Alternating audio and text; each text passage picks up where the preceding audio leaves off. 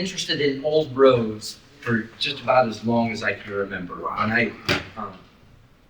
When I was in my 20s, and this would have been back in the 80s, I worked for 10 years driving around central Illinois, from Indiana to Iowa, almost all the way up to I-80 and down about as far as Interstate 70. And what I did was go to small towns and go to big towns too, but I inspected buildings basically for insurance companies. And I got to know the rural roads and how to get from here to there.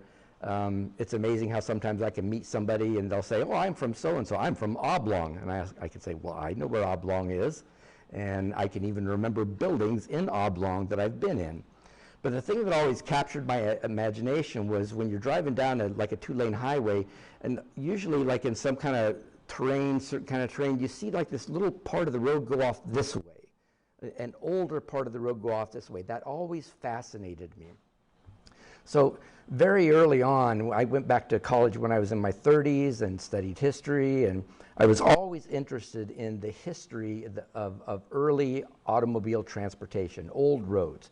Even before that, I was interested in like wagon roads, you know, any place in Illinois where people were getting around, you know.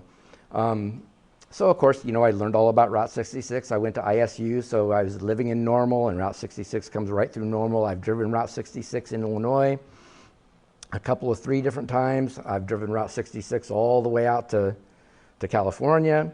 I've driven the Lincoln Highway, which ran across the northern part of Illinois. I've driven the Lincoln Highway in 4 different states. But the Egyptian Highway, what in the world is that? It was actually called the Egyptian Trail. And here's the thing that kind of got me interested in this. 2 different things that happened almost simultaneously, which is really bizarre. So the map on the left is from Daniel McCullum's History of Champaign County, Geographical History of Champaign County. And this fascinated me because right about the same time as I got this book, shortly after we moved to Champaign in the mid to late 90s, I also found I collect old highway maps. I've collected old Illinois state highway maps for a long time. On the right side, the smaller map on the right side, that's a section from a 1917 Auto Trails map. The state of Illinois, it was the very first official state highway map, although they didn't call them highways, they called them auto trails. And I'd never heard of any of these things. The Diagonal Trail, the Waubonsie Trail, and the thing that really caught my attention was the Egyptian Trail. So about, probably 4 years ago, 3 years ago, I decided I was going to start trying to figure out what the Egyptian Trail was all about. And there's a man by the name of James Wright who has written a book called The Egyptian Trail in Illinois, so that got me started. But then I started looking into going to the archives, looking up newspaper articles, and getting into and finding old maps and figuring out, so what's this all about? So the Egyptian Trail was one of a handful of named auto trails that crisscrossed the country. In Champaign County, it passed through it passed through East Central Illinois. These early auto trails were created by what were called good road advocates. Early automobile travel was precarious. And so there were auto enthusiasts who were wanting to figure out how can we make the roads better. So these good roads advocates in the middle teens of the early 20th century started creating these auto trail associations. Sometimes they called them highways, but almost always they called them auto trails. So the Egyptian Trail ran the length of Illinois from Chicago to Cairo. And so it does get its name from the far southern portion of Illinois called Little Egypt, where the 2 rivers, where the Ohio and the Mississippi River come together. That's where it got its name from, even though it runs from Chicago to Cairo, or from Cairo to Chicago, depending on how you want to look at it. So these early auto trails were designated by unique names and color schemes that were often marked on telephone poles along the route. So here's a quick survey of some of the trails that were that came through our general area. Now I want to be able to point. Yeah, there we go. Ooh, this is a sensitive mouse. Where are you? So on this map, if you look down here at the bottom, this was an east-west early auto trail that ran through Tuscola. It was called the Pikes Peak Ocean-to-Ocean Highway. It's basically US Route 36 now. And it originally, that was its original path. Now the Egyptian Trail ran north and south. You can see it here, and you can see it here. And it crossed the Pikes Peak Ocean-to-Ocean Highway in Tuscola. And sure enough, when I was traveling this road, trying to figure things out, in Tuscola, where the road came and crossed the Pikes Peak Highway, there's still a street in Tuscola called the Egyptian Trail. And it's the only place south of the suburbs, the Chicago suburbs, where I found some piece of the old auto trail still called the Egyptian Trail. The Wabanti Trail ran east and west. You can see it here. It ran along the old, it was the old state highway from Danville to Urbana, and then it ran through Champaign and around west, from Champaign to Seymour, and then kind of cut down through the country over on its way to Monticello. It was named after, quote, an old Wabansi hunting trail that in turn was named after a 19th century Potawatomi chief called Wabanti. This was the earliest marked trail that I've been able to find information about in Champaign County. An article in the Champaign Daily News said that it was marked through Urbana and Champaign in 1912. The Diagonal Trail, which you can see kind of running this way and up through Mahomet, the Diagonal Trail basically followed the route that US 150 follows today, from Danville to Champaign, Urbana to Mahomet, and then on west of Bloomington. There was a trail called the Havana-Lincoln-Champaign Trail that basically is Illinois Route 10 today. And it's the one trail in Champaign County and that had a Champaign County person who was connected to its origins. One H.R. Conkright, who was the Champaign County Automobile Association president, attended the organizational meeting of the Havana-Lincoln-Champaign Trail in Lincoln and was elected vice president of the association. One last trail that the only place I've ever seen anything about it is on this map, the left-handed map, McCollum's map, the State Park Way, which followed what now are various county roads from Foosland down to Dewey and Fisher, down in Champaign, Urbana, and then south to Savoy, east through Philo and Sydney, and then down through Broadlands and who knows where. But I've never seen any newspaper articles that mention this, and this is the only map that I've ever seen it mentioned.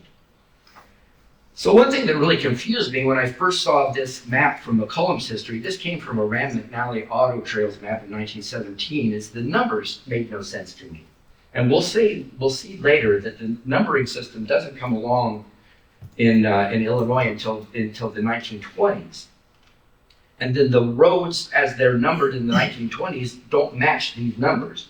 And this was a mystery to me for a long time until I finally found this 1924 State of Illinois Auto Trail map.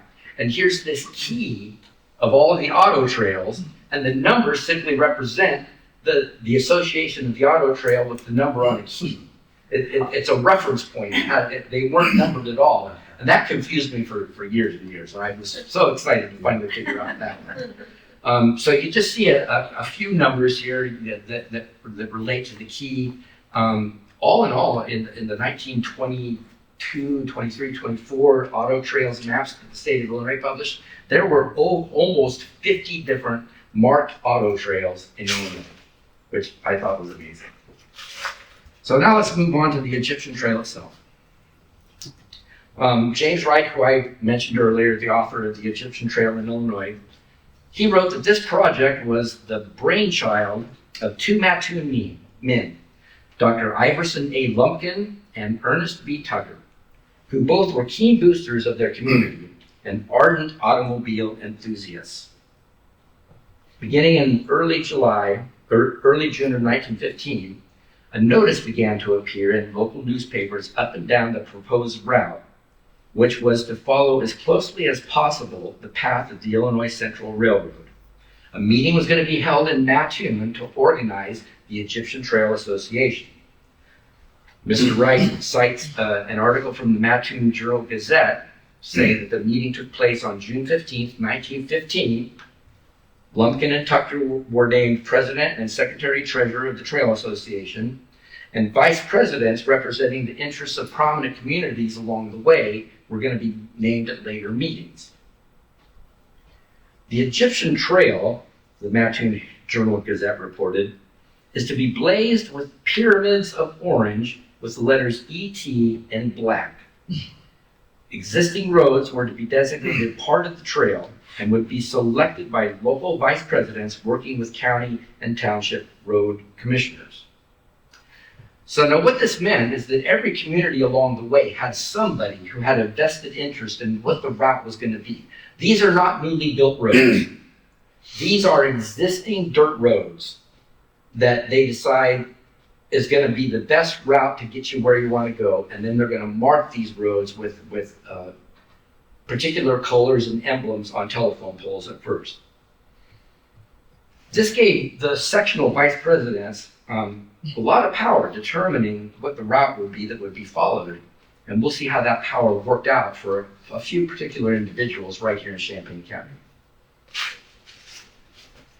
So now, a week before that organizational meeting in Mattoon, the Champaign Daily News on June 8, 1915, reported that Dr. Lumpkin, along with 11 other Mattoon businessmen, met with several members of the Champaign Chamber of Commerce at the Beardsley Hotel to discuss this project. One C.A. Kyler, owner of a home furnishings store in downtown Champaign, spoke at this gathering, and he would later be named a section vice president for the Champaign area. And he proposed that the route should go, of course, through Champaign and right by his Main Street store. So after a proposed route was approved by the committee, it was blazed by painted markings on telephone poles. Eventually, an official 12 by 18-inch sign with a special yellow background, and the paper, the Paxton Record reported that the yellow was really more of an orange, on which appeared a black pyramid with the letters E and T, also painted in black. So, Wayne, that's where the logo comes from. Thank you. Now, I've only seen this in my research in black and white. So I'm guessing at this being what it looked like, and yes, I did do this logo myself. I've never seen an original sign. Mr. Wright apparently has an original sign in his collection, but in his book it was reproduced in black and white, so that didn't do me any good. So this was my best guess at what the signs looked like. Local newspapers in Champaign County followed the progress of the project closely. Here's just some excerpts from some articles. The Urbana Daily Courier, June 18th, this is 1915, reported on the Trail Associating meeting in Mattoon, where sectional vice presidents from the area were named, including 4 from Champaign County, and you see their names there highlighted in yellow. The Daily News. The Champaign Daily News on July 7th reported, James Clark of Rantoul was in Urbana this morning on his way to Mattoon, where he intended to make an effort to have the Egyptian Trail pass through Urbana. So this is the beginning of a little bit of a tussle between Champaign and Urbana about where this trail, where the designation of the trail is. But remember, who's the area sectional vice president? Mr. Kyler. Where? Champaign. So keep that thought. Despite Mr. Clark's efforts, the Champaign alignment continued to be favored. The Courier on July 19th reported C.E. Kelso and Son, Dr. C.E. Kelso Jr., and George Fiedler were in Urbana Friday laying out the route for the Egyptian Trail. Now, Kelso and Fiedler were business owners in Thomasboro. Kelso was also a section vice president. And the newspaper reported, according to Mr. Kelso, the route will come past the Kelso and Fiedler stores, thence west a mile, then south, and directly into Champaign on Neal Street. Well, it has to come into Champaign, we'll see, like on Market before it weaves its way down into downtown in Neal Street. The Courier reported on August 30th, a man with a bucket of yellow paint was here in Ludlow in a buggy and made yellow markings with the trail initials E.T. on the telegraph poles. And it also described how the route passed through Ludlow and on north to Paxton. Coming from the south, the trail traverses the Corbett Road, turns east by the L.N. Bear store, and then runs 1.5 miles north straight into Paxton. So, of course, Mr. Bear was also a section vice president.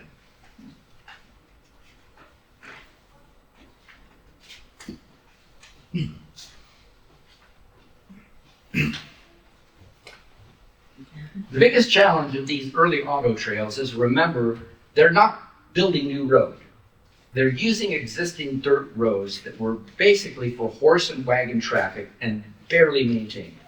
So the biggest issue on these rural dirt roads was dust during the dry times and mud during wet times. As more auto trails were established, these problems were being addressed by applying a layer of oil to mitigate the dust and to compact the roadbed.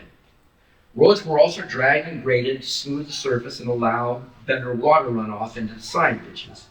Local papers again took notice of this process. The Daily News reported May 3rd, 1916, Friday, May 13th will be observed as Good Road Day. Local highway commissioners along the trail and throughout the county would participate by dragging and otherwise improving the highways. Numerous articles in the summers of 1916 and 1917 reported on the oiling and grading being undertaken on roads around Rantoul and Somers Township and Champaign Townships. The Daily News on August 16, 1917 said, oil is regarded as the best material to use until, and here's the new word, hard road can be established. The Courier reported on October 3rd, 34,000 gallons of oil has been ordered to cover the trail from the Champaign limits to the northern limits of Somer Township. And it added Rantoul would oil a strip of the road 9 miles and 2/10 mile long to connect Somer Township with Rantoul City. And we will get to the point soon where we'll track where all this is being described. But the biggest boost to better roads didn't come through the auto trail associations. It came in 1918 when a referendum was passed by Illinois voters to issue $60 million in bonds for road improvement and the development of a state highway system. The man credited with this bond issue success was William G. Edens, president of the Illinois Highway Improvement Association. With this, the Courier wasted no time reviving the idea that the Egyptian Trail should become an official state highway, should pass through Urbana and not through Champaign. The editors of the Courier wrote on December 9th, Urbana does not stand a ghost of a chance for getting that bond issue she is after unless she can show plans are underway for paving Cunningham Avenue when the State Highway Commission gets here to look the situation over. The piece continued. Urbana has objected to the proposed road coming down along the Egyptian Trail from Rantoul to Champaign, as provided in the preliminary survey, pointing out that the Cunningham Avenue Road is the logical route, both from a topographical and from an economical standpoint. The first actual pavement to appear on rural portions of the Egyptian Trail came in the form of bricks laid along the route out of Champaign towards Savoy. The Courier reported the state road aid would fund the project southward from Savoy, from the Savoy Road pulling out of Champaign that extends the brick pavement of the Egyptian Trail almost to Savoy, 5 miles south of Champaign. As efforts to secure funds for local projects from the $60 million bond issue continued, through the summer of 1919, improvements had become synonymous with paving, and the so-called good road advocates were being transformed into hard road enthusiasts. Reports that roads north out of Champaign remain woefully unimproved added fuel to the movement to have the route of what will become State Route 25 pass from Champaign eastward through Urbana and then north to Rantoul. On April 16, 1920, a reported 400 people descended upon the courthouse in Urbana to attend a public hearing held by the State Highway Commission regarding the proposed State Bond Route 25. Attendees came from every community from Kankakee to Effingham that had a stake in the project. A spokesman for each group was allowed 15 minutes to speak and advocate for the route to come through their community. The Courier reported, J.C. Thorpe, president of the Urbana Chamber of Commerce, looked after Urbana's interests, advocating a route entering Urbana on the Rantoul Road and thence crossing to Champaign to connect with the old Egyptian trail southward. Champaign wants the route to follow the Egyptian trail as usual, entering Champaign on North Market Street and going south on Neal.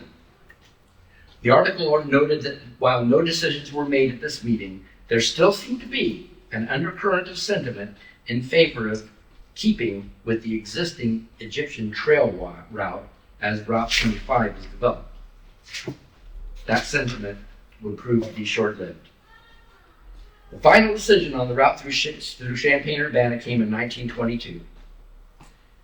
In a 2015 News Gazette article commemorating the 100th year of the Egyptian Trail, Tom Kasich wrote, state highway officials agreed to bring Route 25 through Urbana if the city would build an adequate trunk highway through the city. Urbana voters did indeed approve a $30,000 bond issue to fund the improvements which brought the highway east from Champaign to Urbana, right east through on University.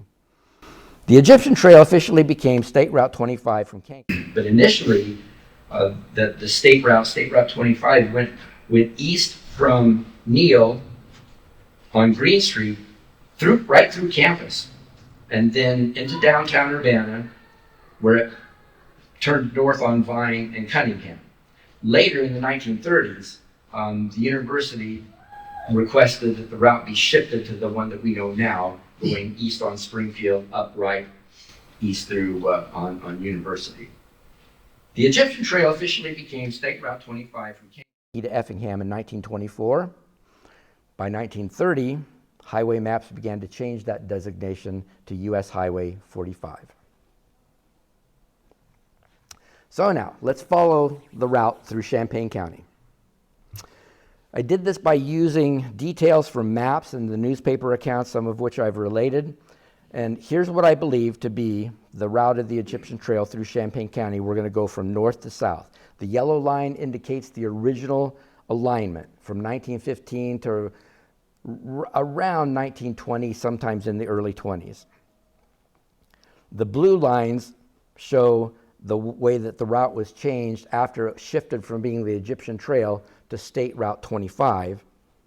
And the orange stars are pictures that I've either gathered or taken myself. So we'll start up at the Ford County line and go to Rantoul. So if I reverse that description that I read earlier from the Ludlow account, we find that the original trail alignment entered Champaign County, and I'm out here on the yellow, this right up there. It entered Champaign County, where was I? 3 miles directly south of Paxton on what is now County Road 1900 East in Champaign. It continues south for 1 mile into Champaign County and then turned west toward Ludlow on the present County Road 3500 North, or it's also County Highway 9. After 1.5 miles, so now we've come down through here and we're going east into Ludlow. After 1.5 miles, the trail entered Ludlow on Pura Street and then turned south. Where? At the L.N. Bear store, of course. A commercial building shown on a 1913 atlas, what I've tried to circle here in yellow. I think that was the L.N. Bear store. And when the road came into the trail came into Ludlow, it turned south on Orange Street. The trail headed south out of, let's take a look, before we do that, let's take a look at downtown Ludlow. So what we have here, we'll start over here. This picture over here is at the Ford County line, looking south along the 1920 alignment, when the Egyptian Trail had started to become State Route 25 and eventually would become US Route, or State Route 25, US Route 45. From the Ford County line all the way to Rantoul along the Illinois Central Railroad tracks, there's all kinds of existing pavement that's still there from the very early years of State Route 25. It's overgrown. I'll show you in a minute a few places where you can still drive on it, like for example in downtown Ludlow today, you can, at the intersection, this road here and this road here, this is the old State Route 25, the 1920 version of the Egyptian Trail going north, and that's looking south, and this is a 1920 picture of downtown Ludlow, and if you look really close you can see this building up here is this building down here, and this road would have been the Egyptian Trail State Route 25. So now let's head south. The trail headed south out of Ludlow on what is now County Road 1750 East for 1 mile. You can still drive on that. Turning west at the property owned by one R. Corbett, which is where the Corbett Road reference in the article comes from. In 1.5 miles, in 1/2 mile, it crossed the railroad tracks and came to a T, then turned briefly south and crossed the railroad tracks back again before continuing south. So this is the road coming south out of Ludlow. Where's my cursor? Right up there. This is the road coming south out of Ludlow, and then you turn west, and there's this part of the road isn't here anymore. This orange part of the road isn't there. You get this odd double crossing, then it continues on south. It continued on south. So this north-south stretch from here to here, from here to here isn't there anymore, and the weird double crossing isn't there anymore either. The original alignment picks back up at County Road 1700 East, which is down farther this way. Here's a few photos of the road as you pass from Ludlow to Rantoul. So if you look at this star right here on the map, that's this photo looking north along the original alignment of the Egyptian Trail toward Ludlow.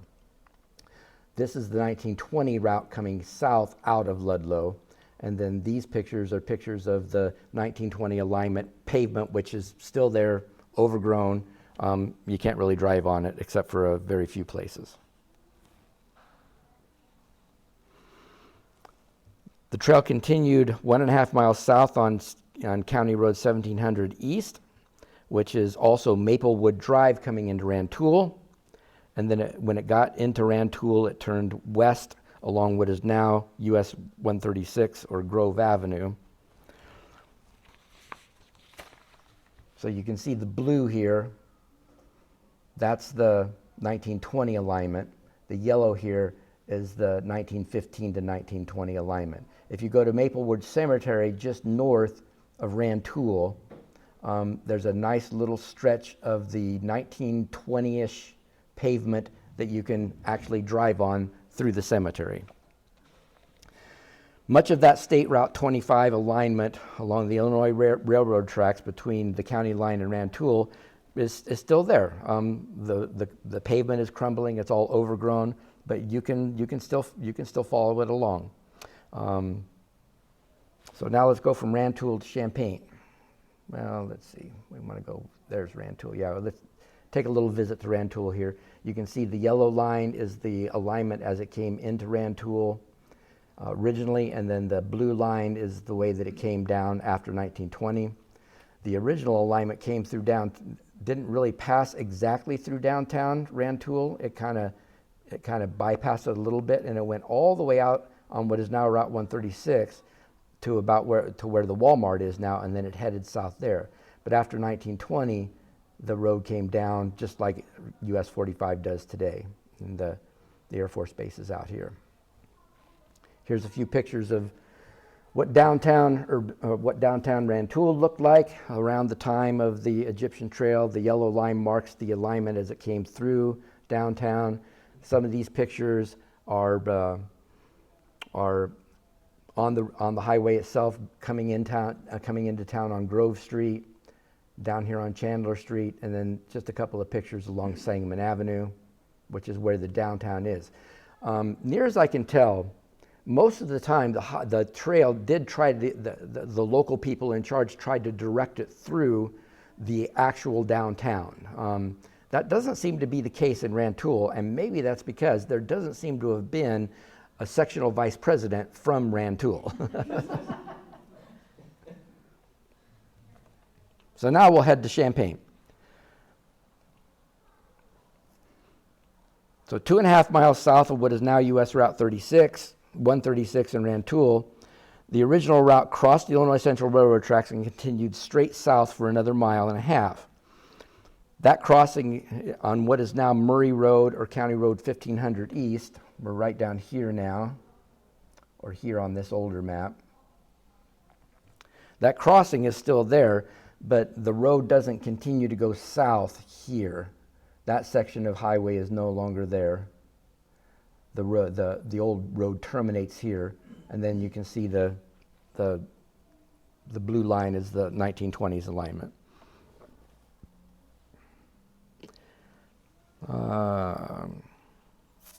The trail went west on 2600 north for 1/2 mile back to the tracks, then turned south into Thomasboro on North Church Street. So I'm kind of got a little bit of it here.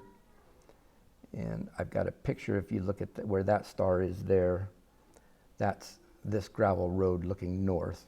So there's a little bit of that that's still there. Here we're coming into Thomasboro. The yellow line is the original alignment.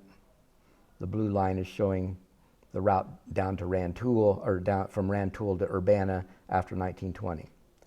So now we're going to come through Thomasboro. At Main Street in Thomasboro, the trail went to Commercial Street, then south past the Kelso and Fiedler store that was on the corner, and then along the east side of the railroad tracks to Central Avenue. Here it turned west, crossed the tracks, and headed out of town for just over 1/2 mile, or just over a mile. So now we're coming down here and going this way. So this star here is a photograph of two buildings that would have existed at the time that the Egyptian Trail came through. Those two in the middle here. On the west side of the street was the Kankakee Urbana Traction Station. On the east side of the street was the Methodist Church. Go back up there. Here where Commercial Street, the two stars here, Commercial Street was interrupted when the interstate came through, but you can still see here and here sections of the old Route 25 Egyptian Trail alignment. There's a little concrete bridge that's still there. This is looking north along Commercial Street to downtown Thomasboro. A little picture of downtown Thomasboro there. So the Tom Kasich News-Gazette article I mentioned earlier, commemorating the 100th anniversary of the Egyptian Trail, included a detailed account of the path that the trail took from Thomasboro to Champaign.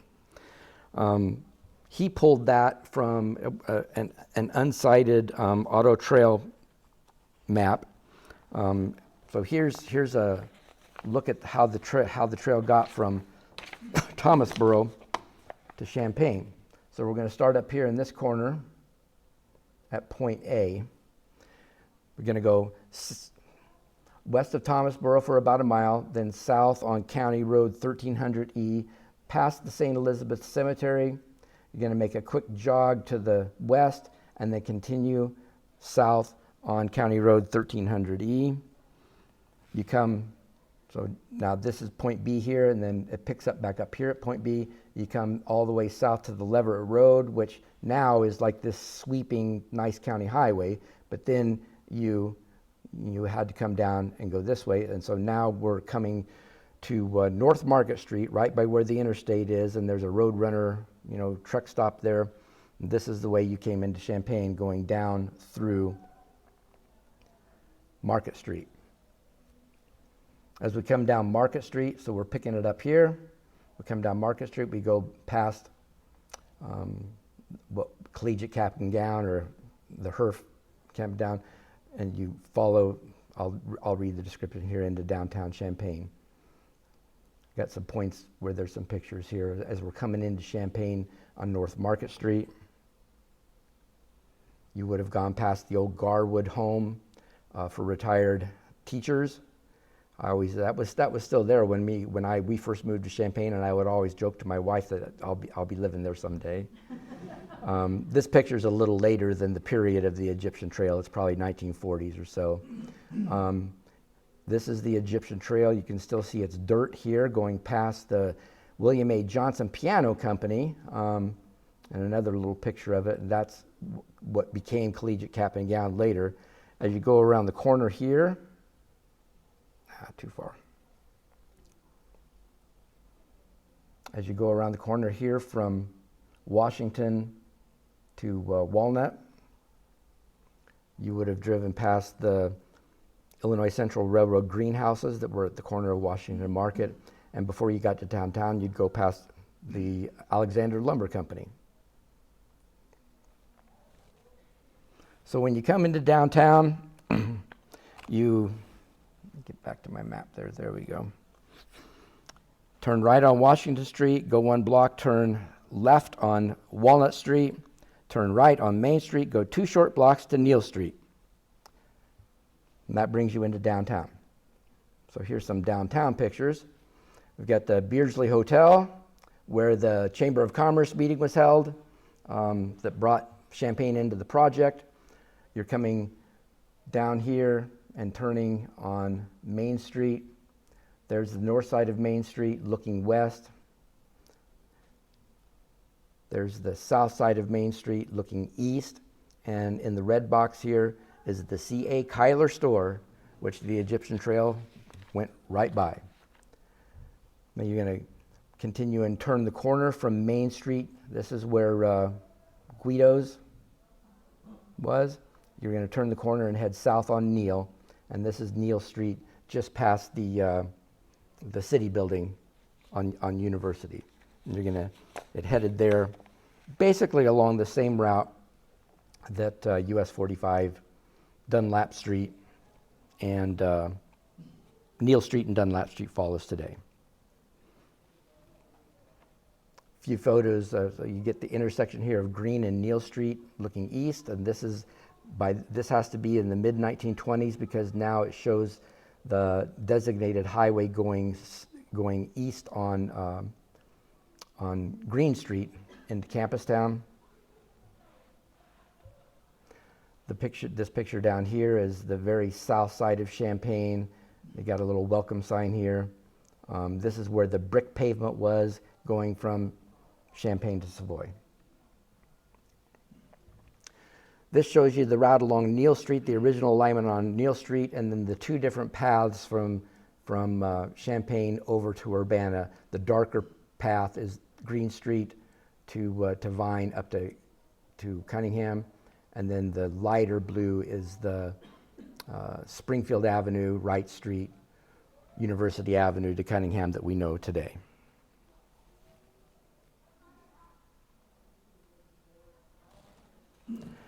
So let's head from Champaign down to the Douglas County line.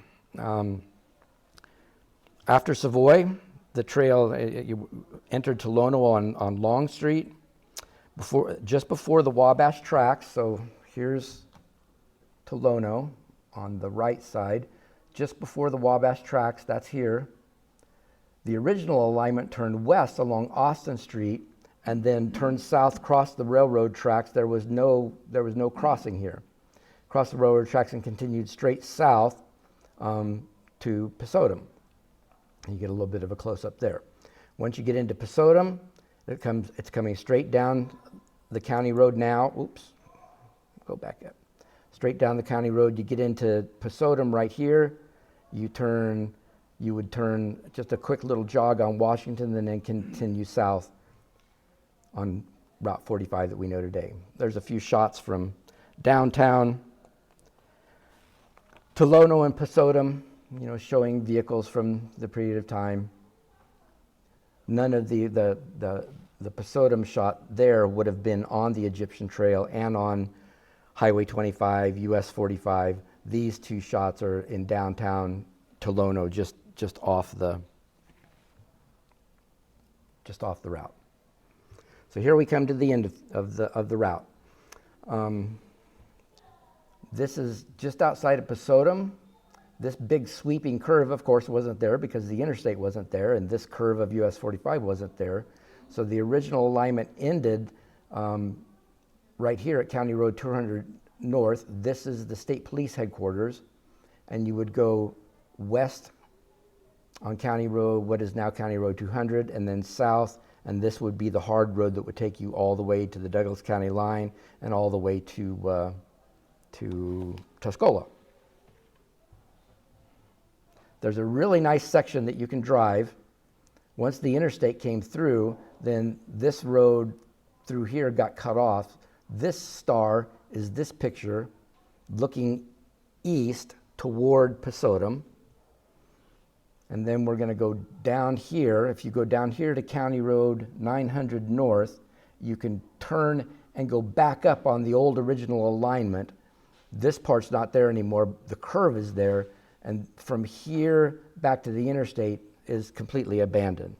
So these are some nice shots of how you would do that when you get off US 45 and turn back north on 900 East. That's this thing. You come here, you're curving back to the east toward Pasodum. You get down the little ways, it starts getting much more overgrown, and you can see Pasodum in the distance there. This looks east, and this is where the old alignment ends because the interstate's coming through.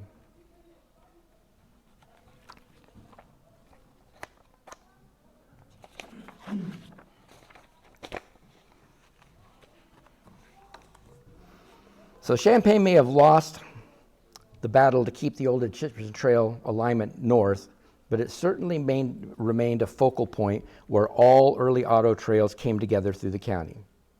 The Wabanji Trail that you can still see here, the Wabanji Trail came into Urbana from Danville along the old state road, from Danville to Champaign, from Champaign over to Seymour, and from Seymour it didn't continue west. It cut down, that's the most recent part of the Wabanji Trail that I've traveled. It's this really nice county road that kind of weaves its way back over to Monticello. The Diagonal Trail up here basically followed the Big Four railroad tracks, what later would become State Route 39 and eventually US Route 150. But when it got to Mahomet, it didn't continue along the railroad tracks like it does today. When you cross the old iron bridge into Mahomet, which you can still walk across, it's still there, into downtown Mahomet, and then you go right through downtown Mahomet on Main Street, and you go north on up to State Street, and you go out past the high school, out to Turkey Farm Road, and you go north across the interstate, and that's where the old Bloomington Road continues to kind of arc its way up over to Farmers City. So that's still there. The Havana-Lincoln Champaign Trail and the State Park Trail passed through Champaign, and eventually even the Pikes Peak Ocean to Ocean Highway Trail shifted its route from Tuscola up north through Champaign and Urbana. The legacy of these early auto trails in Champaign County remain in state and federal highways familiar to us today. If you look over at this 1924 map, you can see it's not labeled here, but this would have been State Route 39 before it became 150. This was State Route 39, the old Diagonal Trail. You now see from Seymour to Monticello, what eventually would become State Route 47 is there. The Wabanji Trail is no longer a marked trail in 1924.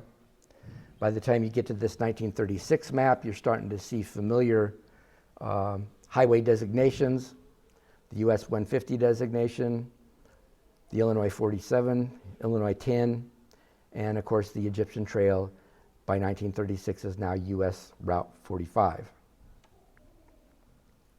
And this brings us all the way down to when the interstates are completed.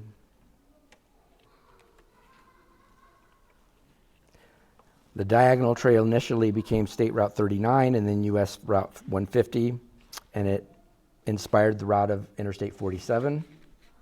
The Egyptian Trail became State Route 25, then US 45 from Effingham to Chicago, and eventually inspired the route of Interstate 57.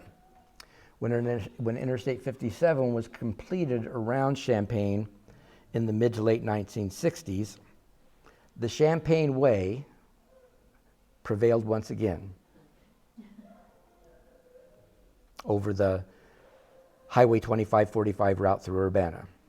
After Interstate 57 passes west of Champaign and angles north toward Chicago, a present-day driver, if you're coming around this way,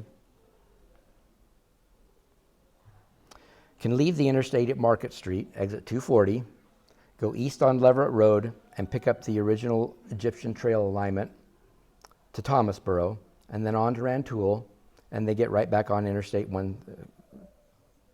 get back on the interstate from US Route 136. So sometime you want to take a drive along the old Egyptian Trail, just for fun, maybe as a tribute to all the good road enthusiasts who paved the way for the modern road trip. And if you go to my blog site, theanchorancompass.com, you can read this full article and see all the maps, close up, and kind of take your time to walk your way through the trail. So that's the Egyptian Trail in Illinois. Who knew? Thanks for coming out.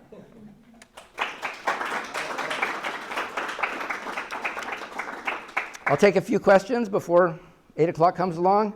Bob, what can I do for you? I'm sure you might, I don't know if you know the answer to this. In these places where there's the old pavement that's all overgrown, either near the tracks or whatever, do you know, is that like easement still owned by the railroad or the state? It's owned by the state. Yeah, it's owned by the state highway department. Interesting. Because there's places, especially like between Rantoul and the county line, there's places where you could still drive on it. And I'm really tempted, because I've got a Jeep, so I don't care where I go, but there's the big sign that says, State Department of Transportation property, keep out. So, and how did you find that out? Just by seeing the signs? Just the signs, yeah. Oh. And a lot of times what you'll see on these old concrete alignments that are like off the present highway, the state highway department uses that as a place to like pile gravel and other maintenance material. A lot of times there'll be maintenance sheds and things like that. Okay. Yes? When I was at Barnes & Noble the other day, I saw a book on the shelf called The Egyptian Trail. Yeah, that's Mr. Wright's book probably. Oh. Yeah, that's kind of a sad story. He was, I met him once. He was, he spent a long time putting this together, but he had terminal cancer, and he died before the book was actually published. Oh. But it's a really good book, and I've driven the whole trail from Chicago to Effingham. I haven't driven from Effingham south. It gets a little bit more bizarre. The mandate to follow as closely as possible the Illinois Central Railroad kind of goes a little haywire. Down in southern Illinois, there was a lot more wrangling and infighting about where the trail would go, and it deviated much more in southern Illinois than it did up here. Yes? Was it on private property at some point? These roads, these dirt roads would have been county and township roads. They always were. Yeah, they always were. I mean, certainly, like way back when, where did those dirt roads come from? And you always get these fun situations, where you can tell an old county road is, and you'd think, you come to a T and you go over here and then you go up, and then you come back over here, and then you go up, and you think, why didn't it just go straight through? Well, because that farmer didn't want to sell his land to the township or the county to allow the road to go straight. Yeah. Any theories as to why some of the towns on the path, like Rantoul, didn't have a section VP? Oh, I don't. There was a thing in Mr. Wright's book where Champaign was supposed to be, how did he describe this? The terminus between the northern section and the central section of the route. And Effingham was the terminus between the central section and the southern section. But when at a particular meeting where that was decided, the Champaign guy didn't go to the meeting, and the Paxton guy did. And so officially, in the records of the Egyptian Trail Association, Paxton is the southern terminus of the northern section. So I don't know what was going on with Rantoul, why nobody went. I'll look into it. You do that. You do that. Yeah, and those pictures that I got from the Rantoul Historical Society, great folks there. They were really helpful with helping to find pictures. I was trying to find period pictures that would have fit into about the time that the trail, would have come through. Well, if there's nothing else, I really appreciate you coming out. I just missed last time I gave a history talk, it was a stormy night like last night. And they were predicting like 2-inch hail was coming, and so I just missed that by one night this time. So, Wayne. I got one question that's more general about the research that you do, because I went to the one about churches and I went to this one. When you're doing your research and kind of poking around places, do you ever have people that are suspicious of you? Oh, sure. And come out and go, may I help you? Yeah, of course. Yes. And I try to dress nice, and I'm usually wearing my hat so I don't look like, I try to look like an old gentleman that's just out. I take my cane. Well, what do you say? Okay. No, I just tell them what I'm doing. And most people, I've actually found once I explain what I'm doing, I get positive feedback and I get information, and nobody thinks I'm crazy. And I guess the bigger question that relates to you is, why do I do this? I just don't know. I've always had a tremendous sense of the reality of the past as it exists in the landscape around us. And this is just a way for me to kind of connect with the reality of the past. I mean, the first time I went down to Pasotum and figured out, from my maps and things, where that last little section in the southern part of the county was still there, I was just like giddy. It was wonderful. I think there's a real history to this, and we're old enough to remember construction through the state. Mm-hmm. And people used to call roads like, well, over on the Burlington Blacktop. Yep. They'd say. Or The slab, that's my favorite. Well, The slab. yes, up near Clifton. The Bonneville slab. Yeah, and near Ashcombe, there's a slab going out. In the south, they have traces, Mhm. like the Yeah. Natchez trace. Right. Were those roads? They were more like horse Okay, trails. all right. Yeah, if you want to do a fun drive, this is my next project I've already started working on, is digging into the Wabanzi Trail, which has proven much harder to find any information about than the Egyptian Trail. But if you take the old state road, the county road that goes south of St. Joe, north of Homer, you come to the county line. On each side of Champaign County, there's a marker where Lincoln rode this circuit. They're throughout eastern Illinois. You keep going east on that road, and it goes down. You get over by Danville, and you think you're in Kentucky. Oh, down in the Vermilion River bottoms, and that's a really cool road from and there I figured out how it crossed the river the Vermilion River there at Danville, and that old bridge is still there. I'm surprised it's still there. It's got to be a hazard. So I haven't gone. I need to go see that bridge. But that road, that old county, and there's two like cool Lincoln markers along the way that I wasn't expecting to find. There's an old bridge that you go across, and there's a sign that says Lincoln crossed his bridge on the way to Danville for Circuit Court, and fun stuff like that. So I get a kick out of interesting things like that. All right, well, thanks for coming out. 8 o'clock, a little after. Sorry we got started a little late. Thank you a lot.